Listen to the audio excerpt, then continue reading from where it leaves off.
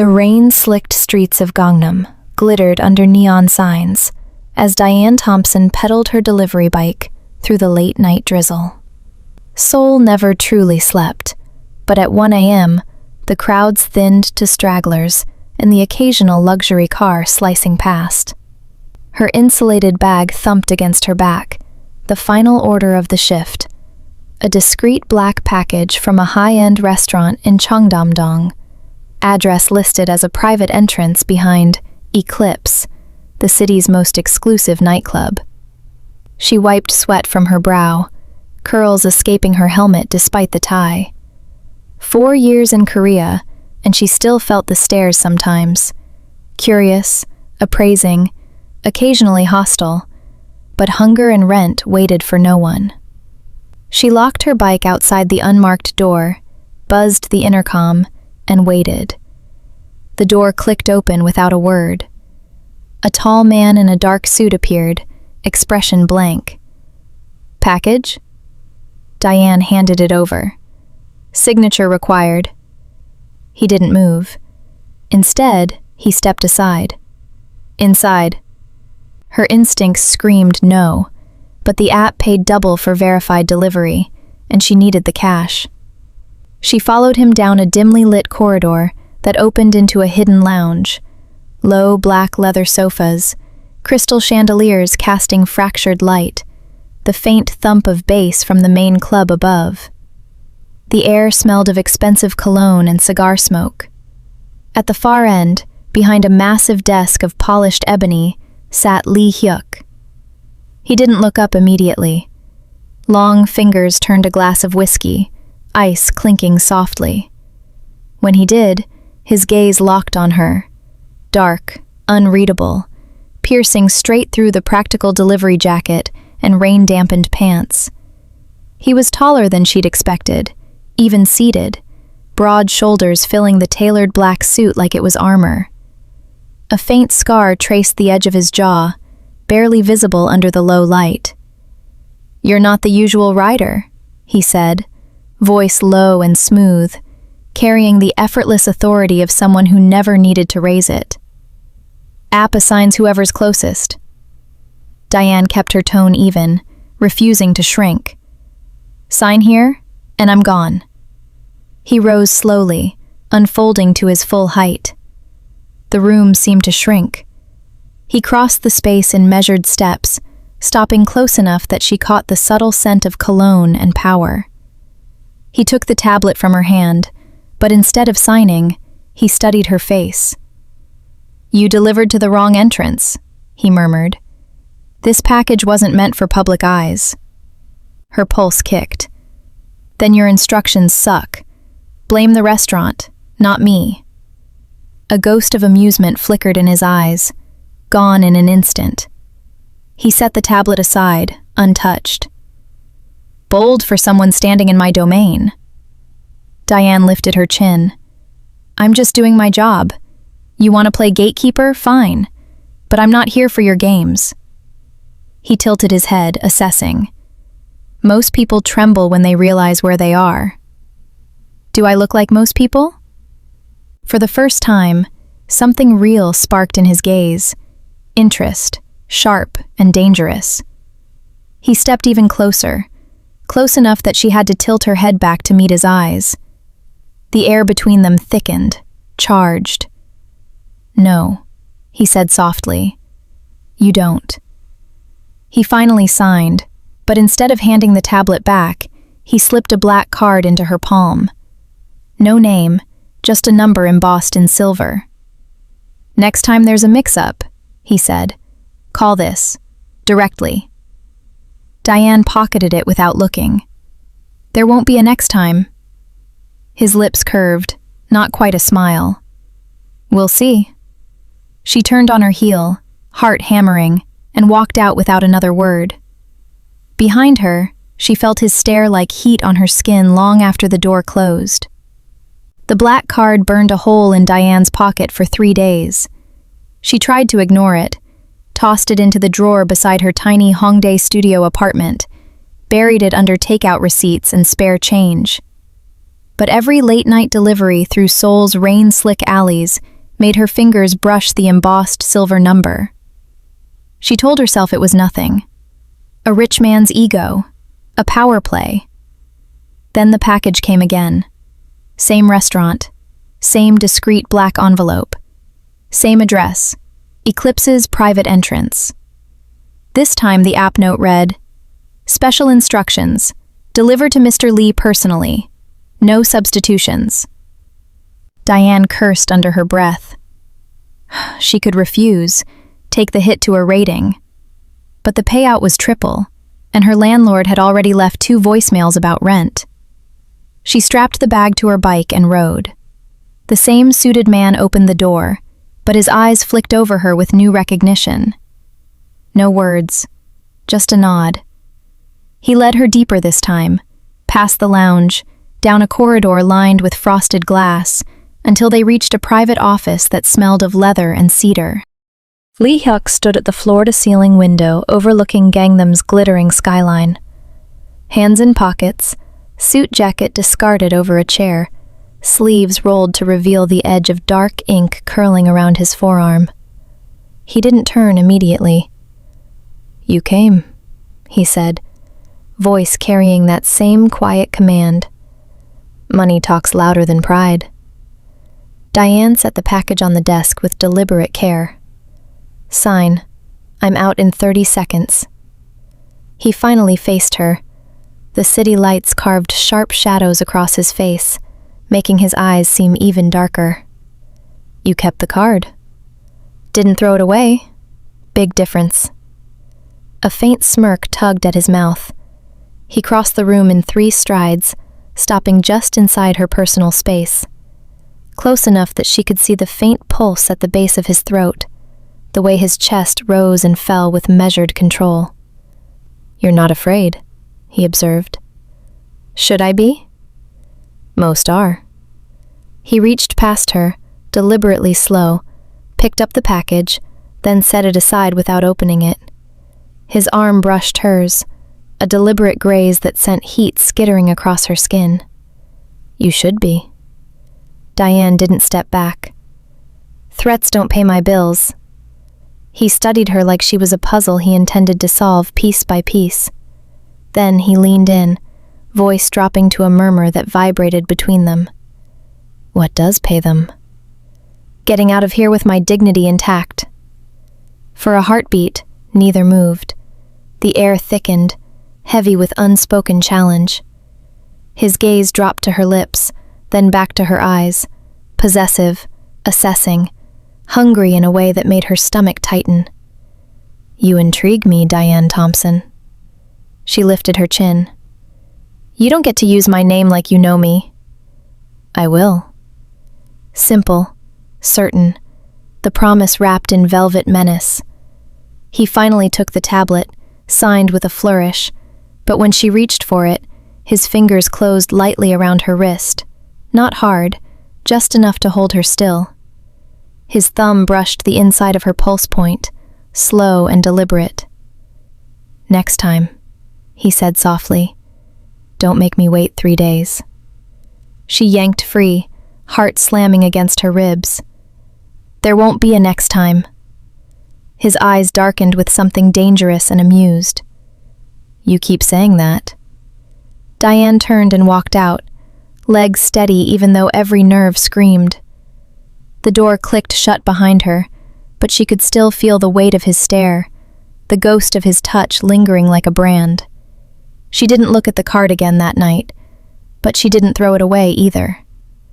The next delivery came 2 nights later, but this time the app pinged with an address Dianne didn't recognize. A quiet residential street in Songbuk-dong, far from the neon pulse of Gangnam.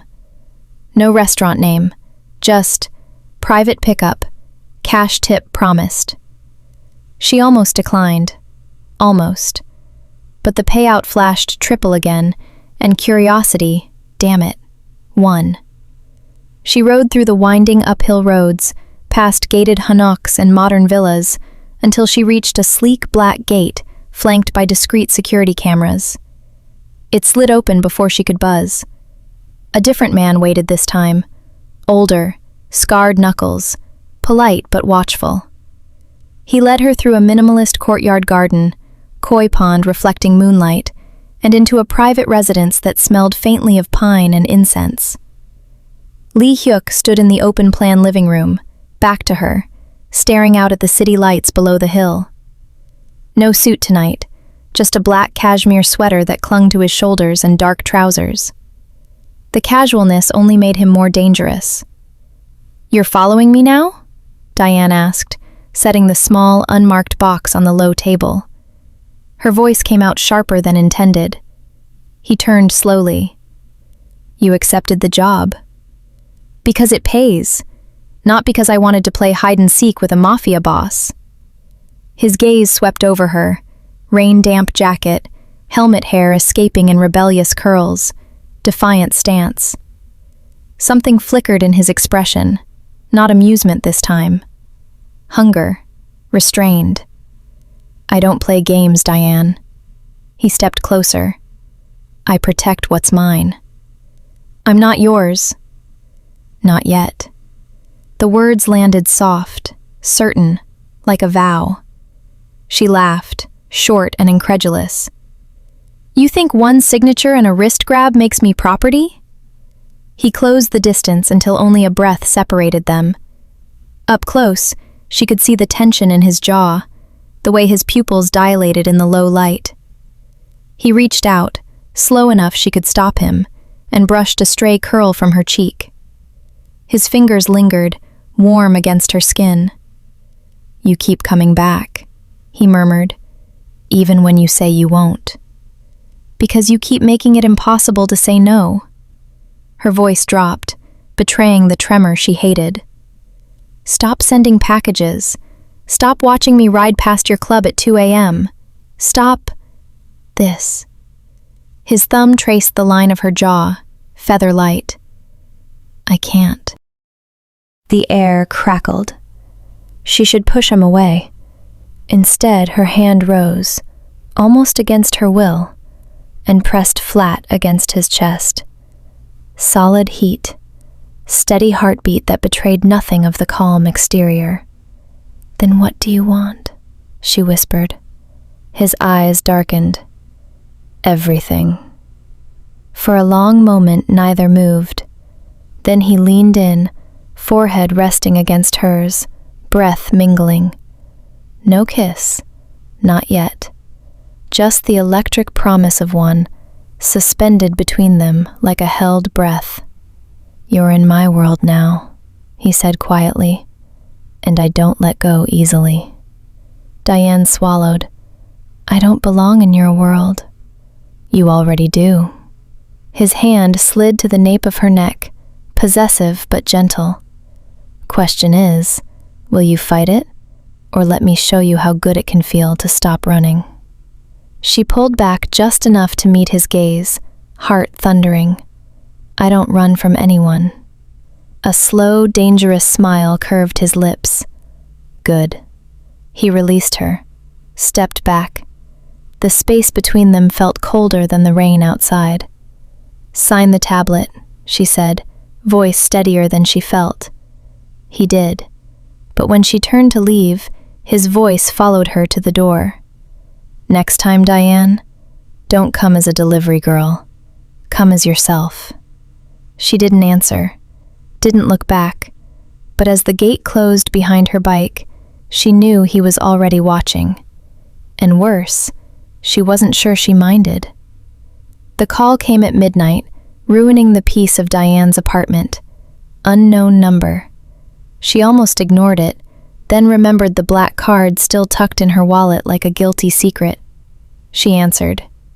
"Dianne?" Lee Hyuk's voice rolled through the line, calm but edged with something urgent. "Don't move. Stay inside.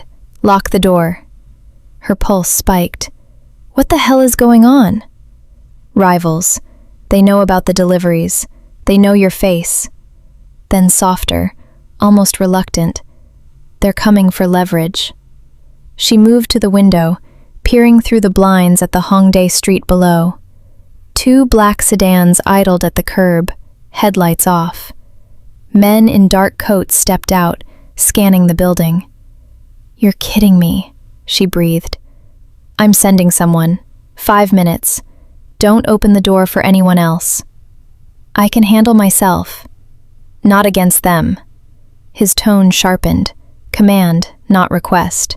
"Stay put. That's an order." She bristled even as fear coiled in her gut. "I don't take orders from you." "You will tonight." The line clicked dead. Minutes stretched like hours. She grabbed her bike helmet, pathetic weapon, and waited. A sharp knock came, not the polite buzz, heavy, insistent. "Dianne Thompson," a voice called in accented English. "Open up. We just want to talk." She backed toward the kitchen, heart hammering. Then the door exploded inward. 2 men burst through, masked, gloved. One lunged. She swung the helmet, connecting with a sickening crack. He staggered. The second grabbed her arm, twisting hard. Pain flared. A gunshot cracked outside. Shouts. Chaos. The grip on her arm vanished. The man crumpled, blood blooming on his shoulder. Lee Hyuk stepped through the shattered doorway like a storm made flesh, black coat swirling, pistol steady in his hand.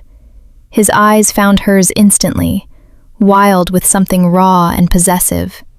He didn't speak.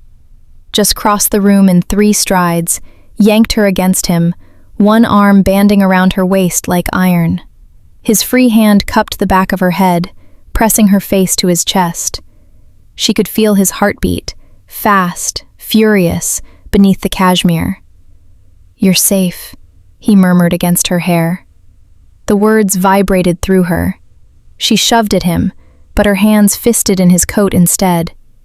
"You could have warned me sooner." "I did." He pulled back just enough to look at her, eyes scanning for injury, thumb brushing a smear of blood on her cheek that wasn't hers. "You didn't listen. You don't get to decide what I do."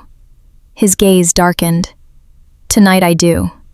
He didn't wait for argument, scooped her up, effortless, possessive, and carried her past the wreckage, down the stairs, through the knot of his men securing the scene.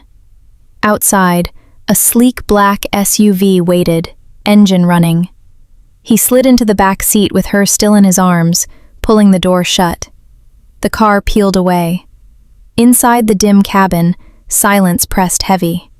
She straddled his lap now, unintentional, inevitable, his hands firm on her hips, keeping her close. Neither moved to separate. "You could have died," he said quietly, voice rough. "So could you." His forehead dropped to hers, breath mingled. The city lights streaked past the tinted windows, but the world narrowed to the heat between them. "I won't lose you," he whispered, "not to anyone." Dianne's fingers threaded into his hair, tugging just enough to make him look at her. "Stop treating me like something you own." His grip tightened fractionally, then gentled. "I'm trying." She searched his eyes, saw the crack in the armor, fear, not just control. Slowly, deliberately, she leaned in. Their lips brushed, once, feather light, a promise, a challenge. No deeper, not yet. But when she pulled back, his gaze burned. "Take me somewhere safe," she said. He nodded once. "My place. No more running." The car merged into Seoul's night traffic, carrying them deeper into shadows neither could escape. The SUV glided through Seoul's pre-dawn hush, headlights cutting pale paths across empty streets. Dianne stayed in Lee Hyuk's lap, the tension between them a live wire.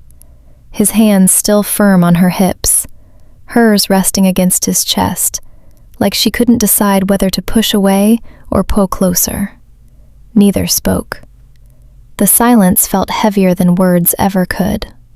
His penthouse occupied the top floor of a glass tower in Cheongdam-dong, all clean lines and midnight views. When the elevator opened directly into the living space, he carried her inside without setting her down. Only then did he lower her to her feet beside a low obsidian table. But he didn't step back. The city sprawled below them like scattered diamonds. "You're shaking," he said quietly. "Adrenaline?" She crossed her arms, trying to reclaim space. "Not fear." He studied her. Rain-streaked jacket, bruised wrist already purpling, defiant eyes. Something raw flickered across his face. He shrugged off his coat, draped it over her shoulders. The fabric carried his warmth, his scent. Bathrooms down the hall. Shower. Change. He nodded toward a guest room door. "Clothes in the closet." "I'm not staying." "You are." No room for argument. "Until I know they're handled." She opened her mouth to protest, then closed it. The shattered door of her apartment flashed in her mind. She turned without a word and disappeared down the corridor. When she emerged 20 minutes later, hair damp, wearing one of his oversized black shirts that hit mid-thigh like a dress, he waited on the leather sectional, sleeves rolled, a fresh glass of whiskey in hand. He'd poured a second. She took it, sank onto the opposite end of the couch.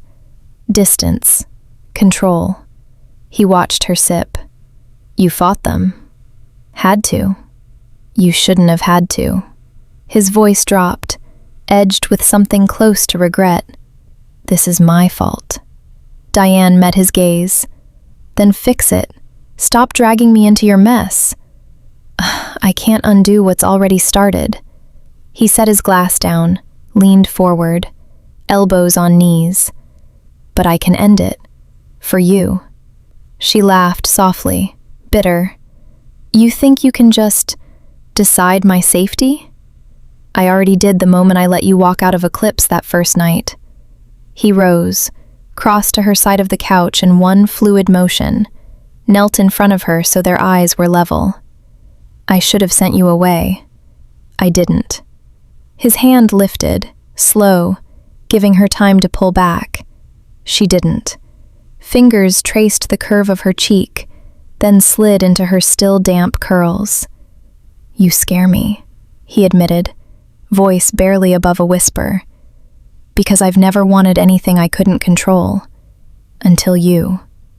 Diane's breath caught. She reached up, covered his hand with hers, holding it there instead of pushing it away.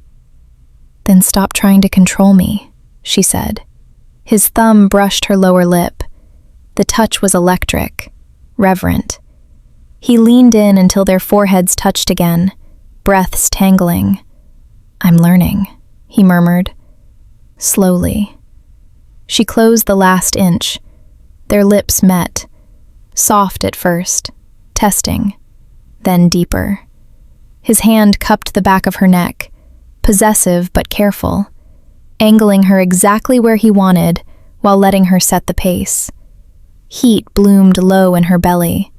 She shifted closer, knees bracketing his waist as he rose to meet her on the couch.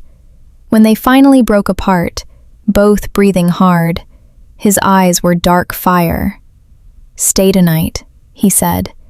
Not an order, a plea. Dianne searched his face, saw the man beneath the boss, the one who'd bled for her tonight. She nodded once. He pulled her against him, arms wrapping tight. No more words, just the steady rhythm of his heartbeat against hers, the city lights flickering like distant stars, and the quiet promise that whatever came next, they'd face it together. For the first time, the power didn't feel one-sided. The morning light filtered through the penthouse blinds in soft gold stripes, painting Lee Hyuk's bare back where he stood at the kitchen island. Dianne watched from the doorway of the guest room, still wrapped in his oversized shirt, bare legs and tousled curls giving her an air of vulnerability she hadn't felt in years. He didn't turn immediately, so poured coffee into 2 black mugs with the same deliberate calm he used to handle a gun. He leaned against the counter, arms crossed, studying her like she might vanish if he blinked. My men swept your building. The threat's contained, for now. But they'll try again. You're a loose end they can't ignore. Dianne took a slow sip. The coffee was strong, bitter, perfect. So what's the plan? Keep me locked in your tower like some modern-day Rapunzel? His lips twitched. Tempting, but no. He straightened. You're not a prisoner. You're leverage I refuse to lose. She set the mug down harder than necessary. Stop talking about me like I'm an asset on your balance sheet. He closed the distance in one step, caging her gently against the island without touching her. Close enough that she felt the heat radiating from his bare chest. Then tell me what you are, he murmured, because every time I try to define it, you rewrite the rules. Dianne lifted her chin. I'm the woman who's going to walk out that door unless you start treating me like a partner, not a problem to solve. Something shifted in his eyes, surprise, then slow respect. He exhaled, stepped back half a pace, gave her space, a concession. I've spent years building walls so no one could touch what matters, he said quietly. You walked through them without knocking. That terrifies me more than any rival.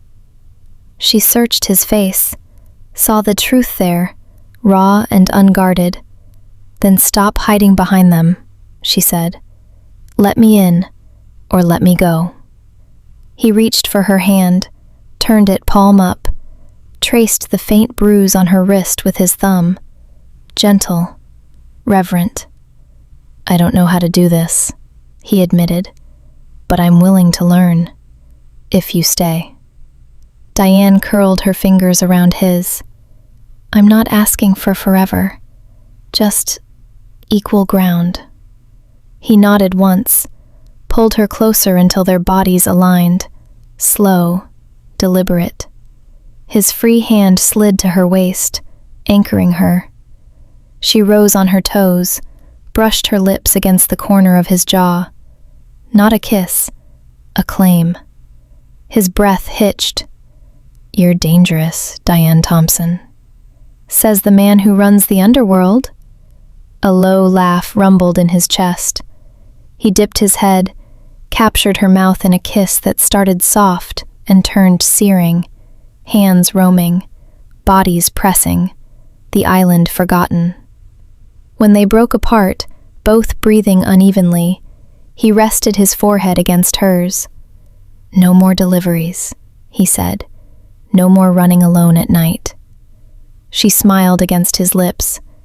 Only if you promise no more surprise packages. Deal. Outside, Seoul woke to another day, traffic humming, neon signs dimming. Inside, two worlds finally began to overlap, not in conquest, but in careful, hard-won trust. The days blurred into a strange new rhythm inside Lee Hyuk's penthouse. Dianne refused to become a kept woman. She still rode out during daylight hours, fewer shifts, chosen routes, always with one of his discreet black cars trailing at a distance she pretended not to notice. He hated it. She knew he did. Every time she returned, he met her at the elevator with that same tight-jawed look, hands in pockets to keep from reaching for her too soon. Tonight she came back later than usual, hair wind-tangled, cheeks flushed from the autumn chill sweeping through Hongdae. He was waiting in the living room, sleeves rolled, a tablet forgotten on the coffee table. The city lights painted shifting patterns across his face. You're late, he said, quiet, controlled. Traffic. She kicked off her sneakers, padded barefoot across the heated floor.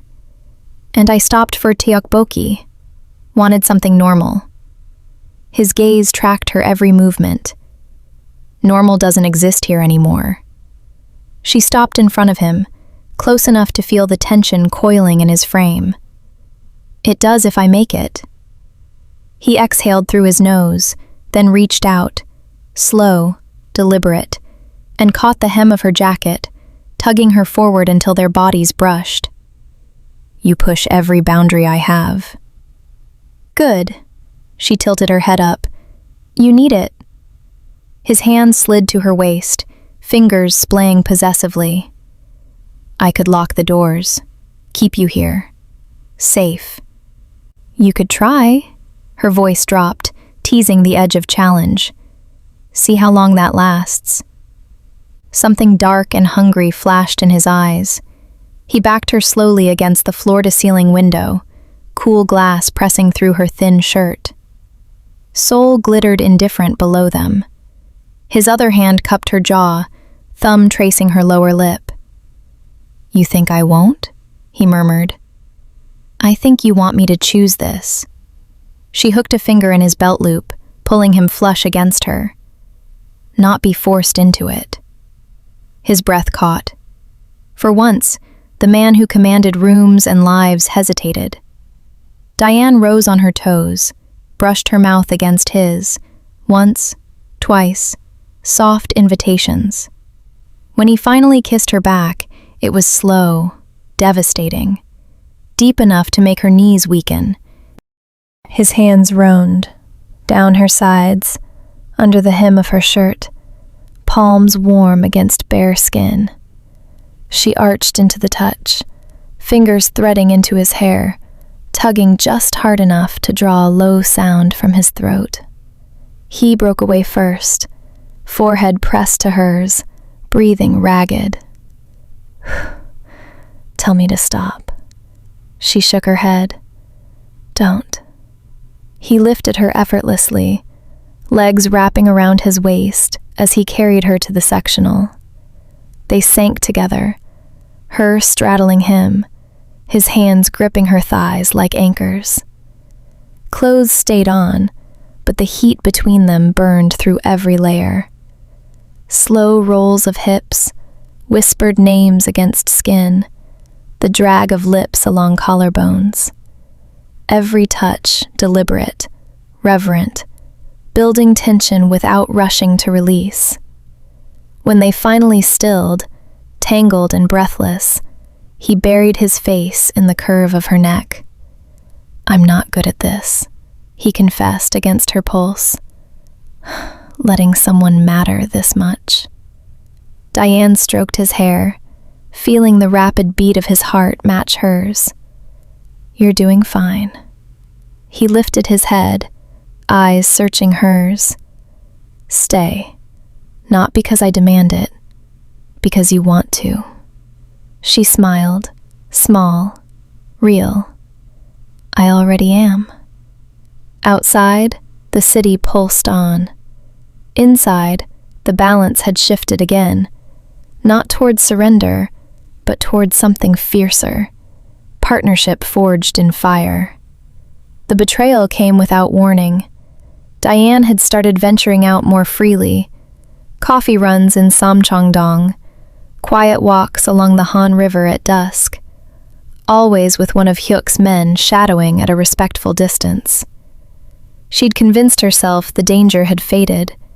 Hyuk had convinced himself the same, until the night she returned to the penthouse earlier than expected.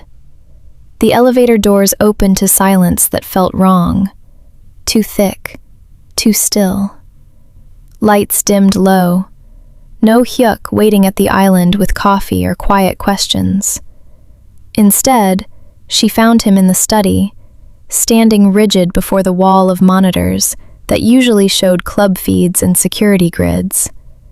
One screen flickered with grainy footage, a back alley behind a clips, two figures in hoods exchanging a small drive.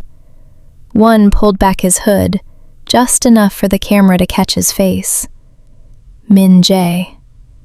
Hyuk's second in command for 6 years. The man who'd carried her out of her ruined apartment, who'd nodded respectfully every time she passed. Hyuk didn't turn when she stepped inside. His voice came flat, lethal. He sold the intel. Names, Roots, your face, everything. Dianne's stomach dropped. How long? Long enough to know the last attack wasn't random.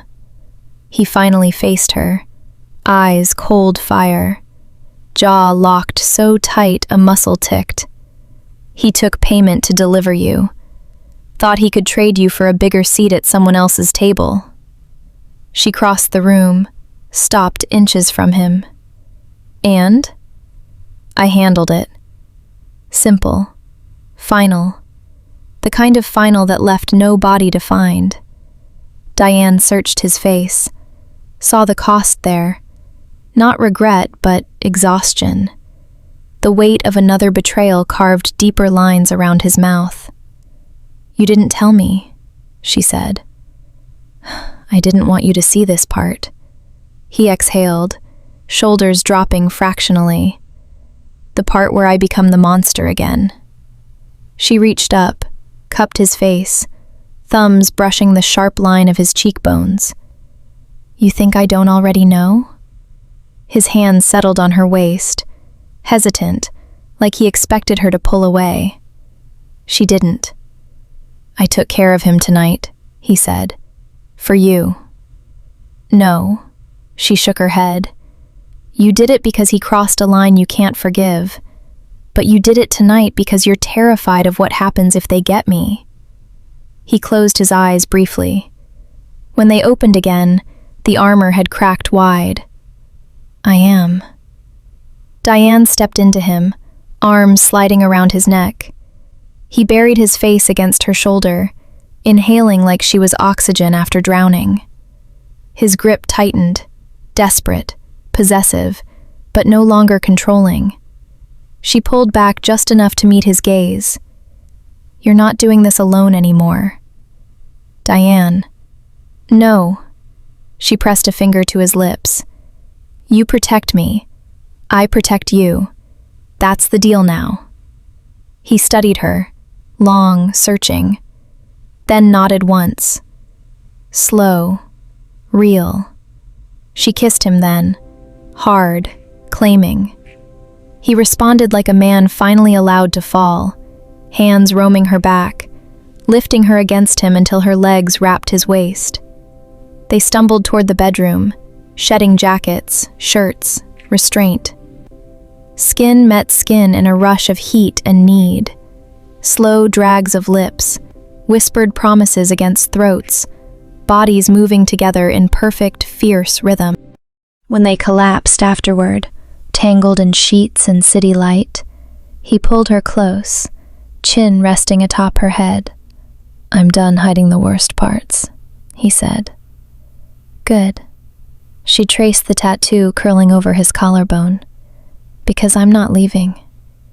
Outside, Seoul glittered on, indifferent, endless. Inside, the last wall between them finally crumbled.